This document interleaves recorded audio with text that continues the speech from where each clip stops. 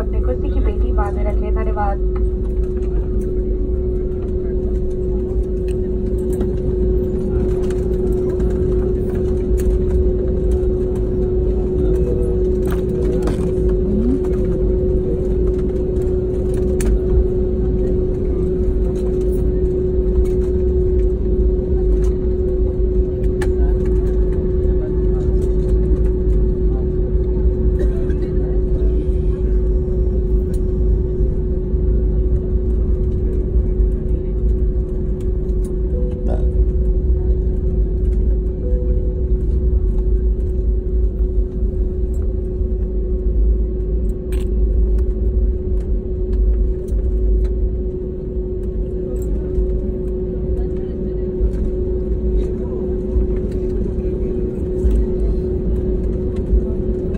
ध्यान दीजिए, हम अपने निर्धारित स्थान पर पहुंच गए हैं। आपसे निवेदन है कि सीट बेल्ट का संकेत बंद होने तक आप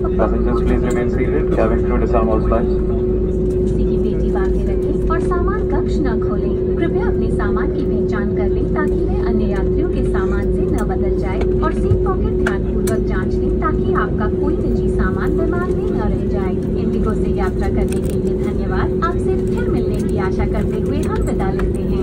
Ladies and gentlemen, boys and girls, we have now arrived at our destination. For your safety, please remain seated with your seatbelt fastened and open the overhead bins carefully once the seatbelt sign has been switched off.